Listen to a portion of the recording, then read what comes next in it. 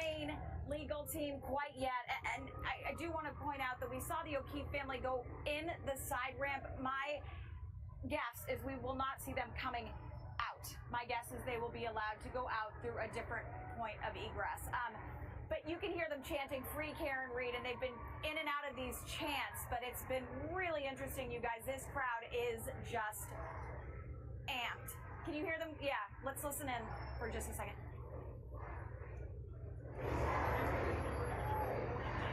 You guys, the only thing I can equate this to is a concert. I have to say, as soon as Turtle Boy walked out of the doors of that courthouse, this crowd went crazy. Arms flew up, and it was incredibly loud. I turned around, there's a group of attorneys that were standing on the corner of this street, and they asked me, "Who is that?" And I said, "Turtle Boy," and they said, "Oh, that makes sense." Of course, he is the online blogger who has been largely at the center of the reporting of this case, at least in the beginning stages, and has continued to do so.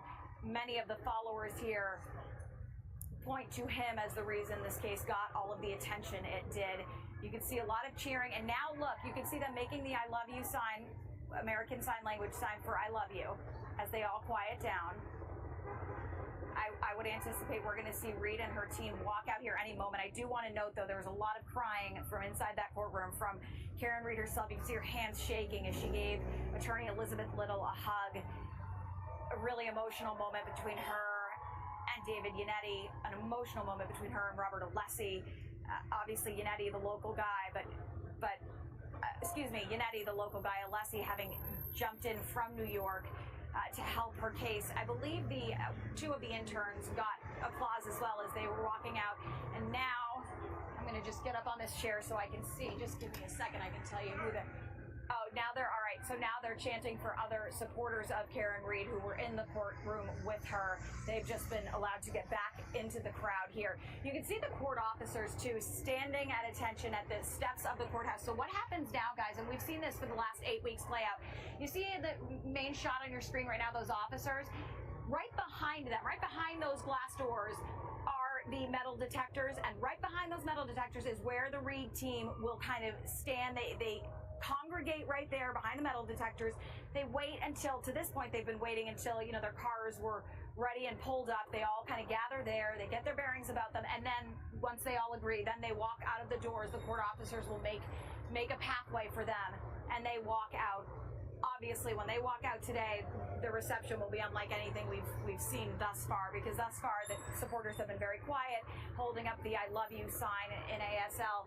I would imagine it's going to get very noisy. We're seeing people, not only the choppers overhead, but we're seeing people running in from all directions to see if they can catch Karen Reed as she walks out of the courtroom right now. We're just seeing a family running up from High Street. And you can see the court officers basically waiting for that moment where she walks out. Everyone, police on high alert. The local officer who's been out here for the better part of 8 weeks with us nearly every day, he just looked at me and kind of wiped his forehead in a sigh of, all right, it's finally over. Which I think is how a lot of folks are feeling out here right now. Certainly folks who work in this courthouse. I've had a chance to talk to so many of them and get to know so many of them over the last few months. And while they understood the gravity of what was happening, they were also keenly aware of the toll it was taking, right? A lot of work was around this. And I do want to mention that I've been talking back and forth with a friend of the O'Keefe family, saying that, listen, this is not an easy moment for the family, but they are just hoping to find justice for John O'Keefe, and we cannot forget that he is at the center of all of this. A life was lost. So while we do focus on this wild reaction and the spectacle that this case has become, it's important to every once in a while just pause and remember why we are all here, and that is ultimately an innocent life was lost. And so that shouldn't be overlooked. But I do think we're going to see any moment now Karen Reed and her legal team. And let's go through some of the players, guys, and feel free to interrupt me at any point if you guys want to jump back in. But her legal team, of course, we have Alan Jackson, who is that hotshot Hollywood attorney, represented Kevin Spacey. He was a prosecutor in LA for years and then became a defense attorney. And David Yannetti reached out, David Yannetti, the local Boston attorney, when he was hired by Karen Reed, reached out to Karen Reed herself, and David Yannetti reached out to Alan Jackson. Alan Jackson decided to take on their case. You'll see Robert Alessi. He's the gentleman with the dark black hair and the glasses. Alessi is from New York. He took on the case pro bono. You'll also see Elizabeth Little. She is from Alan Jackson's firm out in LA. They call her Liza often. You'll see her. She's dirty blonde hair with bangs. She will come out with them as well. You might see Victoria George. She was the alternate juror from the last trial who decided to help pro bono, joined the Karen Reed team as well. She's been in and out. I'm not sure if she was in court today. Couldn't quite get that shot, but you will also see... Melody, I'm just going to interrupt you for a moment because I think you've given us an opportunity to just tell our audience about the legal maneuvering that happened before we got into this point. JC, you and I have spent a lot of time talking about the defense team's idea to add a lesser included offense of operating a vehicle under the influence of liquor. The first jury did not have this as an option to convict Karen Reed on. I think the defense team saw an opportunity here and said, well, let's give a jury struggling with count 2 an off-ramp. And it seems this jury took it. Yeah, but what does that say about what they were really struggling with? Because I see it as a strategy. I understand that based on what you were saying and what we've heard from our legal experts saying. But it sounds also like we had to give them something. The jurors had to find her guilty of something, so we're going to put OUI on there, which by our legal team that we've spoken to is considered a win for Karen Reed and her team. It is the least of all the charges. It is a 1-year probation. It is a small fine. She might have to take alcohol education classes. When you compare that to possibly manslaughter or murder in the second degree, there is no comparison. You're absolutely right. And I think what the defense team saw was an opportunity to avoid getting hung on one of the charges. And this seems to have avoided that. We'll get more legal analysis on that later. But for now, let's go to NBC 10's Malcolm Johnson, who's also on the ground outside the courthouse. Malcolm. Yeah, Glenn, we want to continue to give you a feeling of what it's like here outside of the courthouse. Earlier, I heard Melody compare it to that of a concert. I'd say it does feel that way when you listen to the raucous applause that you get from the crowd members here, and you see the woman there who's holding and swinging the American flag back and forth. Some people have decided to climb on top of the columns of these public buildings here in town. It looks like a team has won a championship. These are scenes that you'll see after, I don't know, maybe your Boston Celtics were to have won the championship just a season ago, climbing up light poles. You know, if you come over this way, again, we think there's some more than 500 people that have made their way here into the crowd. And Anthony, who's our photographer on the day, will come over here. You know, we've been talking to different people about their different emotions and how they're feeling, what it's been like, not just through the first trial, but through the second trial as well. There's a woman here, Cheryl, if you don't mind. Yes. Sorry, don't mean to scare you. You know, we saw you how emotional you were earlier. You know, you were praying. What has this process been like for you? To know that there's some justice. There really is some justice, and to know that Karen's free. She doesn't have to go do this again. We feel bad for the O'Keefe family because no matter what they lost, and why we don't understand, but now they can find out what happened to their son. So justice was served today, and thank God. Why has this been so emotional for you and so many others? Because this could be any one of us. We're all Karen Reed. This could be any one of us. And if you didn't have the kind of funds that she had to get yourself out of this, where would we be? In jail. We would all be in jail right now. So thank God for the jury that they picked this time, that Karen had a hand in it, and that justice was served this time. And it's an OUI, but that's fine. She was drinking. She should pay for that. And if you could introduce us to your sister here, just to talk about what it is. Ma'am, yeah. How you doing? Good, good. How are you? I am overwhelmed. Cameron is free, like we knew she going to be. Again, I do feel bad for the O'Keefes because they lost a daughter, they lost a son. But she didn't do it. She didn't do it, so you know what? God bless Karen Reed. She's free. McAlbert's, try again. Try again. What does justice look like for the O'Keefe family through your eyes? Justice, because their son got murdered, and they don't know who did it. Karen's free. She didn't do it. You have all these guilty, corrupt police officers that happen to be in the building and everything. You know what I mean? So they're not going to get justice. They probably do believe Karen did it, but she didn't do it. Look at, she got proved innocent. She didn't do it. And I feel bad. But you know what? She's free. Karen Reed's free. She didn't do it. Sorry. Are there things that you would like to hear from her today in the press conference that's forthcoming? I just want to see Karen smile. I want to see her parents smile. I just want to just live her life, be able to walk the streets and just live. You know what I mean? She didn't even get to mourn John's death. You know what I mean? Maybe now she'll be able to. And you know what I said, and I meant it, and every day, John O'Keefe set Karen Reed free himself.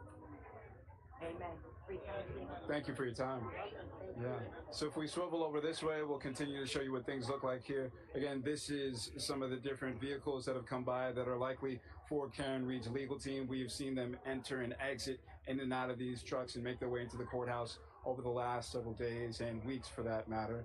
We are still waiting for a press conference to take place here. It doesn't seem that much of anybody has left. As we continue to look at how big the crowds are here, folks are standing by. I think they are waiting to find out what is to be said in this press conference. I think after you go through something like this, if you are a supporter, you want to see it through. And so, yes, we do have a verdict here, but I think they're anticipating what it is that Karen is going to be saying and that of her legal team as well. So we'll continue to stand by here on scene, but the feelings, very much like Melody said, that of a concert or a championship had been won just outside of this courthouse where it is organized. And you see some of the barriers here that are set up, keeping people at a distance from the courthouse itself and from where we expect the press conference to take place. But we have heard chants of "Free Karen," "Karen is free," and those singing the Star Spangled Banner. Again, this is the scene here outside of the courthouse. We'll continue to keep an eye on things as we wait, again, for that press conference to take place. Malcolm, thank you. We appreciate that. We're going to have to assume that until we see otherwise, that those of the family and friends and loved ones of John O'Keefe are not going to go out that front door to go in front of that crowd. I know I myself would not want to walk down those stairs in front of that crowd when you have to leave knowing at this point it appears that no one will be held responsible for their son, their family member, their friend's death. So that is a monumental moment that they have to process. As for Karen Reed and the defense team, I'm sure they're gathering themselves. We saw David Yannetti, one of her defense attorneys, with some tears in his eyes. But let's go to someone who was right there at the moment. We have our courtroom insider, Sue O'Connell, who can better describe what that moment was like than any of us. Sue? Well, JC, it was a very stressful beginning of the afternoon when we were called in and told that there was a verdict slip, but then there wasn't a verdict slip, that the jury had come to a decision, but then they didn't. But then we were just asked to wait outside and they would let us know if there was going to indeed be a verdict. Then we all went in. We were asked to leave all of our bags outside the courtroom. The court officers allowed more press than usual in. The room was packed with about 10 court officers, and then the nervous anxiety and energy of the Karen Reed team and friends and family waiting. The O'Keefes had not entered the courtroom yet. There was a lot of nervous energy, a lot of hugging. Karen hugged Attorney Alessi, hugged Attorney Jackson, and then when David Yannetti walked into the courtroom before the judges here and before the jury came back, he told a joke to them and they laughed, and then Attorney Little hugged him. So all of that pent-up energy waiting to see what the verdict would be. And then, of course, it's always so weirdly anticlimactic and a little clumsy because it's not a television show, it's real life. And the foreman said sure at one point when he was asked to affirm the verdict as it was read. And it got so loud outside here, outside the courthouse, on the street, which we're all seeing here, that as the verdicts were being read, we really couldn't hear them inside the courtroom. But we did know all of them came back not guilty except for the charge on the OUI. And then business as usual as what happens. The jurors leaves. The judge, Beverly Cannoni, asks if they'd like to set a date for the sentencing hearing.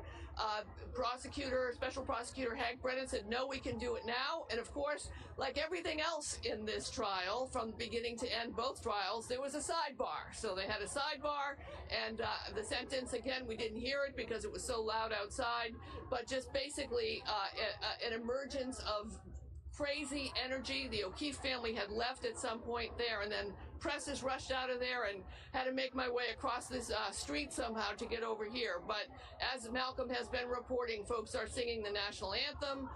Folks, I've talked to a couple of folks who wanted to make sure that John O'Keefe is remembered in this. And one person stopped me as I was trying to climb the wall to get up here to say that this could turn into some political action about police oversight. So we'll see what else we have in store. JC, Glenn? Sue, could you actually see the O'Keefe family at the vantage point you had? I know you mentioned they kind of left the courthouse quickly, and I would expect that, but could you see their reaction when the verdict was read? No, I couldn't, Glenn. I was behind them. I did see them as they were walking out of the courtroom, but I will say that since the first question, the questions came from the jury yesterday, they definitely have felt a very heavy energy on them. It's almost that many experts have been saying, and the ones that we've certainly talked about with them on Canton Confidential, that this OUI charge may actually be what the jury was looking for, and the questions they were asking seemed to be leading them in that direction. So the O'Keefe's definitely a very obviously difficult day for them today, and you could see it coming. Well, reflected so much like the first trial with those questions, Sue. We've been talking about that. You can understand why anyone who was there to support John O'Keefe's memory would start to feel their heart sink when those questions came in, knowing that it sounded similar, that 2 would be not guilty, and maybe this would once again be a hung jury and they'd possibly have to do this again, or it would just hang out there, that we don't know. When it was said that it was, because it was a little muddled, Sue, when they were trying, much like the verdict slip, where there was so much confusion on that second charge, even when announcing the verdict in court, it was a little messy in terms of they said not guilty, and then the court officer had to ask specifically, well, wait a minute, what about the lesser included? Was there anything that you sensed in that moment when they finally nailed it down to OUI? Was there a button on that moment that you could say, there it is, we're done? Yeah, I mean, that was definitely it. And I think once we finally understood the manslaughter was not guilty, which is what you're referring to. And remember, this is an opportunity for us to look at our legal system. We're just citizens trying to figure out how to fill out a verdict slip, and it was really difficult to do. Maybe we should do something about it. Just a thought. But yes, it was finally like that. OUI was the final part of it. And I'll say the jurors' reactions. I mean, we have to give our great thanks to these jurors and the alternates. They look tired. They look stressed. A couple of the jurors more on the older side. Remember, this is a young jury. I don't think anybody was over 50. 2 of the women on the jury who had taken a lot of notes, they looked emotional and sad. And one juror was smiling, and the others just looked completely relieved. So remember, they had a heavy burden to carry in this, and they're just citizens like you and me. Glenn and JC? You know, we talked a little bit about this last night on Canton Confidential.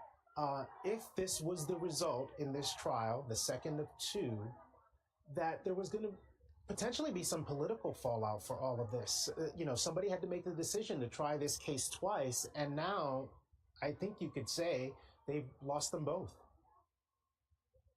Glenn, listen, there's more to this than just the trials. There have been investigations, ongoing investigations, state police investigations, and FBI investigations. There have been millions of dollars spent on in trying to recreate what happened to John O'Keefe, whether he was hit by a car or not. State funds, all of these state scientists work for the state. All of this money that was spent on this case, as it should be, as we would all want the money not to be a barrier to solve the murder or death of our loved one. But at the same time, 2 years later, we're here with a serious charge in OUI, but nowhere near a trial of this size that would be needed to come to that verdict. So, you know, my takeaway from this is, I've been saying this since the first trial, every police department in this country should be audited on a regular basis, I think, to make sure that they can adequately respond to anything that happens in our neighborhoods or cities or towns. JC and Glenn? So I wanted to ask you, we do expect the defense team, specifically Alan Jackson, David Yannetti, to come out and speak to this crowd, and possibly Karen herself. Did you see by chance where Special Prosecutor Hank Brennan may have gone? Would we expect to hear from him today, or will there be a statement later? What would you anticipate? I think, JC, I think he left already. I may be wrong, but I think he was behind me as I was trying to get across the street. But I imagine what we'll see, like we did last time and often at trials, is there'll be a press release sent out by District Attorney Morrissey's office that will give us more information about what they feel. But for all intents and purposes, in reality, any way you want to slice it, this case is done. The sentencing is done, and that's it. I mean, it's just a very abrupt end to such a complicated, and it was complicated till the very end, the very last day. Verdict, no verdict, and then a flub reading the verdict at the end, but it's done right now. Yeah, I think that's a good way to describe it. So it was an abrupt end in the end after we've waited so long to get to this moment. But the judicial system has resolved its second murder trial against Karen Reed, and it acquitted her of all the murder charges, but she was convicted on a lesser included charge of operating under the influence of liquor. All these people you see out on the street in Dedham are waiting for the defense team to emerge from the Norfolk County Superior Courthouse and address the media, address the crowd. This part is similar to what we saw last year at the end of the mistrial ruling, where they came out and they said they have no quit, that they will continue to fight. And shortly after that, we learned that the Norfolk County District Attorney was going to decide to try this case a second time. He does not have the option to try this a third time because, of course, the defendant has been acquitted. And let's go to our Mary Marcos, who is also outside the courthouse as we await again the defense team. Karen Reed has not been shy when it comes to the cameras, Mary. I would expect that we would be hearing from her later today as well. Well, that's what everyone out here is waiting for. They want to see Karen Reed walk through the doors of this courthouse, and they expect that to happen hopefully sometime soon. And while they're waiting, they're chanting. You can see them on both sides of the street. They're on the sidewalk to all the way to the middle of High Street here. They're chanting, "Bev needs to go. Lock up Jen. Where is Chloe?" And they until the point it is entered into court, read aloud in court, and then it becomes the official verdict. John Maroney covered this trial for us the first time around, covering this trial for us the second time around. Now that we are at a verdict, John, what is it like? Well, certainly a lot different from the first time around, JC, of course, which ended in a hung jury. People left here at that point in time not sure what to make of the situation. Of course, now we have not guilty on the major charges in this case, so much different reaction. And as you can see, the crowd out here has been building all week long. During the course of the trial, it was interesting to follow. There were not a lot of crowds out here. A lot of it had to do with the buffer zone that they set up and some of the restrictions that they put in place. But within the last week or two, we started to see those big crowds. You're looking at the front of the courthouse now, and that is where Karen Reed and her team will come out at some point in time, hopefully. Presumably, they will speak to the gathered crowd and the media. There is a podium that is set up for them to speak. We expect to see Karen. I know someone mentioned some of their attorneys, David Yannetti, Alan Jackson. Those folks, of course, have been under a gag order for this trial, so they haven't had much to say about it, but may have something to say now, no doubt, about this victory for that team. You can see the group that has gathered out here. They are in pink. You want to take a walk over and see if we're going to ask them a couple questions, see what they think? Chris, can you manage that okay? Why don't we go on over here? These folks have been out here for a long time, and can we ask you a couple questions? Me? Yeah, sure. First of all, how long have you been out here today, and have you been coming regularly? Yes and no. Okay, well, that's good. One of each. I was out here all day today, yes. What did you think about the decision? Absolutely fabulous. It's about time that the Commonwealth gets it right.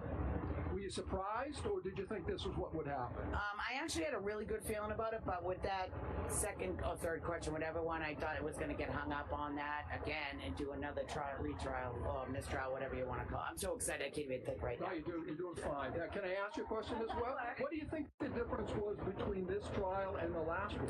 I think they told a better story. It was more concise and it was easier to follow. So I think the defense team did a really thoughtful and thorough job explaining what happened. How about the prosecution? They sort of upgraded. They brought in Hank. I wouldn't call Hank an upgrade whatsoever. I think he was underwhelming. I think that he was playing dirty, and I just hope to never see him in the courtroom. Lally did a better job than Hank. You know, I just want to have heard that from a couple folks. Can I ask you a little bit about, you know, now I've heard the crowd was chanting John O'Keefe. I mean, we still don't know, you know, nobody's been held accountable for his death. What do you think about that? Do you think someone ever will be? That's terrible. That's terrible that nobody's been held accountable, but we're hoping that somebody's going to be held accountable. Now we're hoping that that's the next step to go after the real culprits who did this to John O'Keefe. Because we are here for justice for John O'Keefe. And this was the first step. Yep, it starts now. Good. Well, thanks for your time. I appreciate it very much. Enjoy yourself. Why don't we walk over here a little bit, Chris, if you can. It's difficult because you can see the state police cars. They brought them in next to the barriers to help keep folks away. They've done a great job, the folks, the state police and local municipal police that are working. And it looks like we might have some folks coming up. So why don't I throw it back to you guys? Okay, John Maroney, thank you very much. Emerging from the courthouse, you see Alan Jackson there and Karen Reed holding her right hand over her heart as they look out to the crowd. The other times that they've left the courthouse over the last few days, it's been to silence. They've been encouraging the crowd not to make noise so that they don't disturb the jury deliberations. This time is different. This time, this is a victory walk. She has been acquitted of all of the murder charges in this case, convicted only of a lesser included charge of operating a vehicle under the influence. This crowd has waited a long time to hear from her. Let's listen in as well. Number one is I could not be standing here without these amazing supporters who have supported me and my team financially and, more importantly, emotionally for almost 4 years. And the second thing I want to say is no one has fought harder for justice for John O'Keefe than I have and my team. Thank you. Do you want to see it reopened? Karen, you want to see the case reopened? Should the case be reopened? No, the case cannot be reopened. This case is over. No, I mean, the case is searching for someone else. What did you say? Just what you say about justice. I'm going to leave it to Karen and her dad. Her dad has a comment. Let her dad make a comment. Thank you, Mr. Reed. I want to acknowledge the strength of our daughter Karen, the support of the entire Reed extended family. I want to acknowledge the greatest team of attorneys. Our first one that we found was David Yannetti. We added Alan Jackson and Liza Little. Bob Alessi, you know about. All right? It was a fantastic team, but we needed them all to defeat this. We thank everybody for their support from the heart. We love you all of the content providers who help spread the word. Thank you so much. God bless you all. The investigation. Let's do this.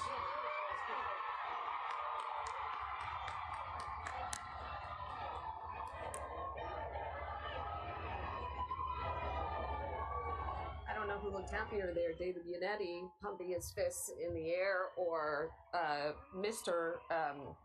Reed, Karen's dad, William Reed, yeah, who just said he acknowledged the strength of our daughter, support from Reed's extended family, which implied really everybody who was out there supporting her.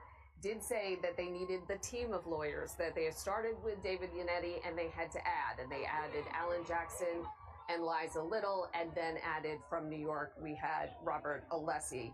He then said he thanked the content providers. Which is an interesting one. Very, but it's tapping into the fact that this case exploded in part because of what was spread online. Whether you think that what was spread was correct, incorrect, it was what started to get more attention on the case. And Karen herself said she would not be standing there, free woman, without her supporters, both financially and emotionally.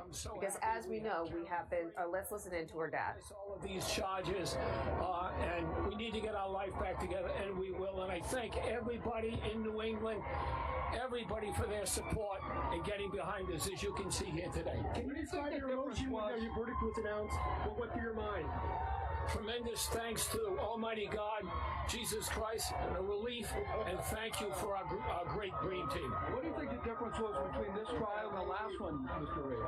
Another year of information circulating in the public, and people are aware of what's happened. I gotta go. What's your message? What's your take on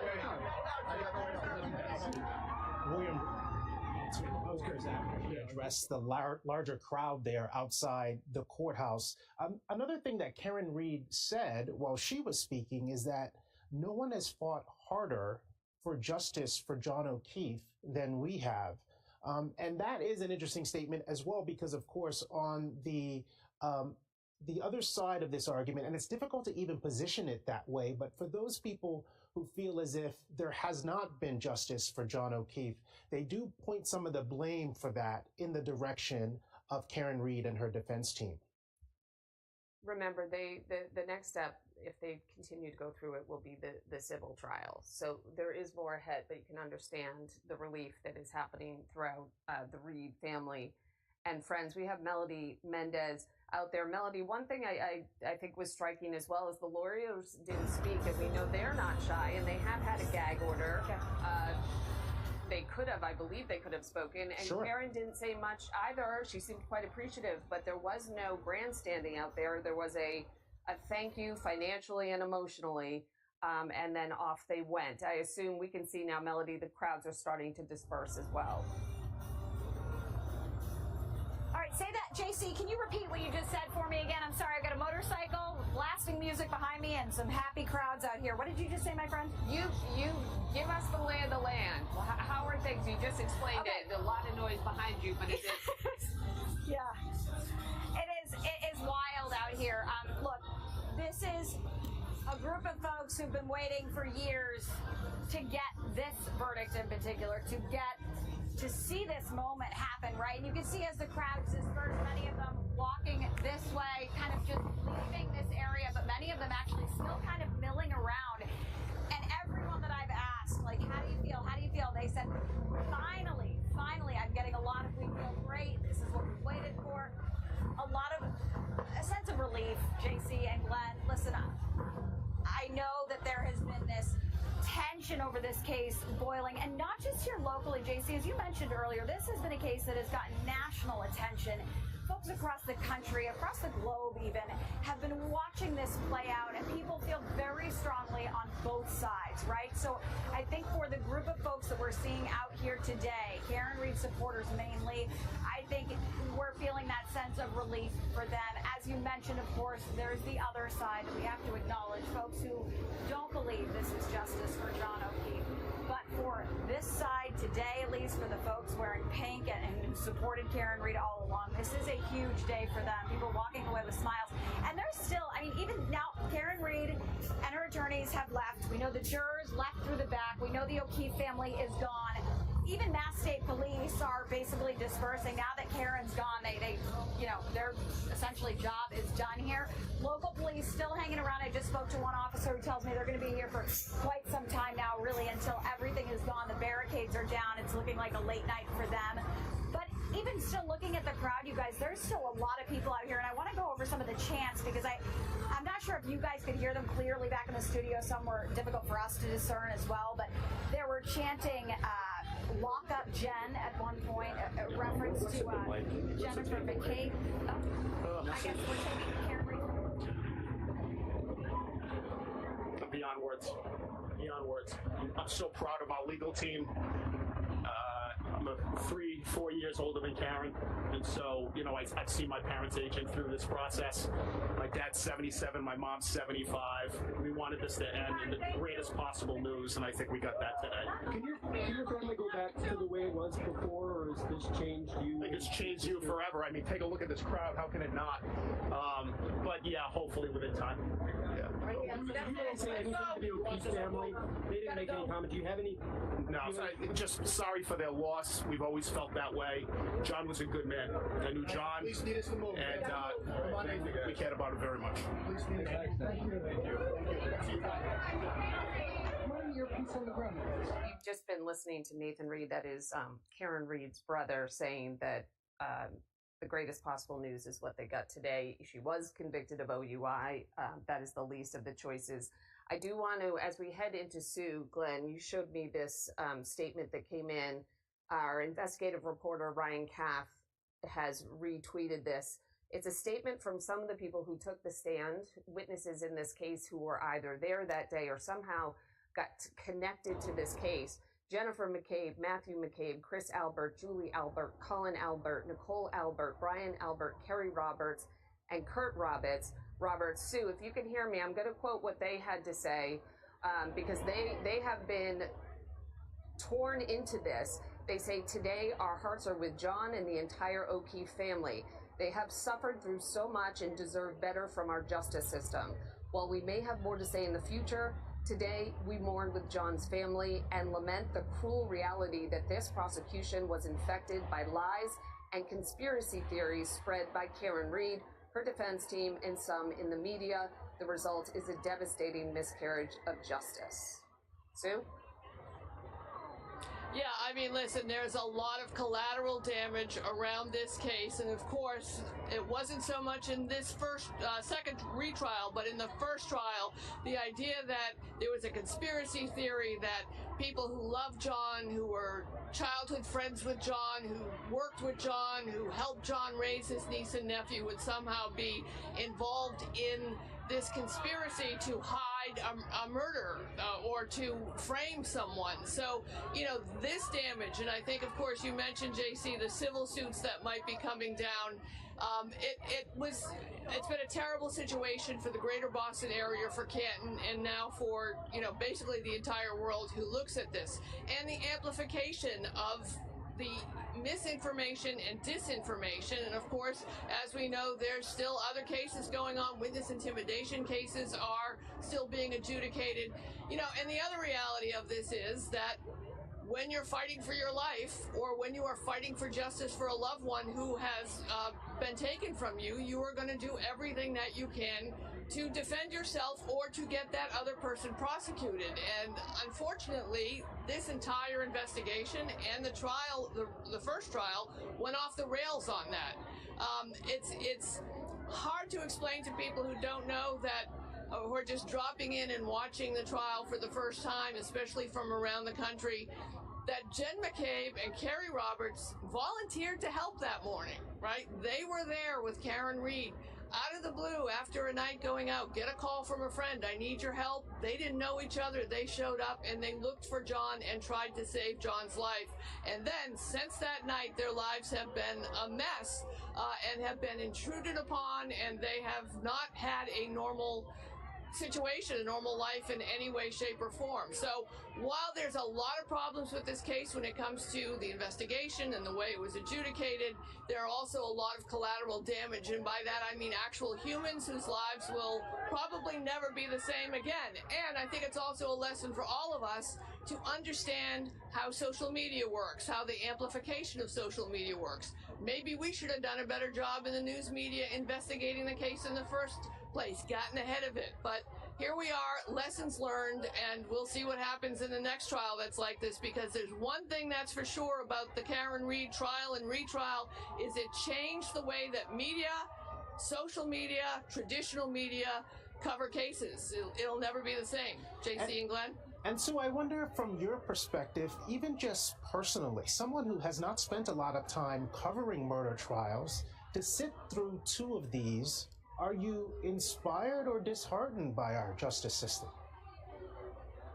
Well, I kind of start as a skeptic, Glenn. I'm unfortunately always expecting just the bare minimum from our institutions, and I know that I've gotten some, as a commentator, talked about how there are many similarities between the Black Lives Matter movement and folks who want justice for Karen Reed, how the overreaching of investigation, the power the government has over us. So I come at it that way. But one thing that I did learn sitting through these two trials is how exceptionally brilliant you have to be a juror, because the instructions, you have no legal training. You're not even told what you really can or cannot do in court. You may not know what objection sustained overruled means. When you're told to strike something, we got a question from one of the jurors before they deliberated. Remember, they wanted to know what they were supposed to strike and what it meant.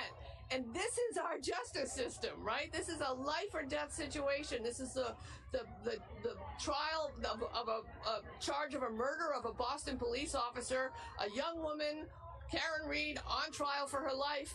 And we have a system that doesn't educate our jurors as to what they should and shouldn't know going into a trial. So to answer your question, yeah, I'm inspired in demanding, I think, and we all need to demand an improved justice system. I mean, they have this thing called the computer, so you could actually put a verdict slip on it. You could do it probably on X, right? Yes, no, and if you say yes to this, it would go to the next one, or just say you're all done. I mean, I just think it's time for us to get some improvements.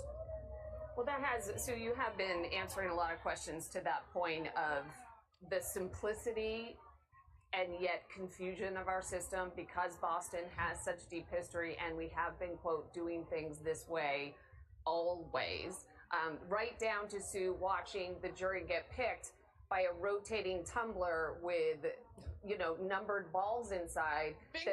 That they actually physically take that out in this day and age.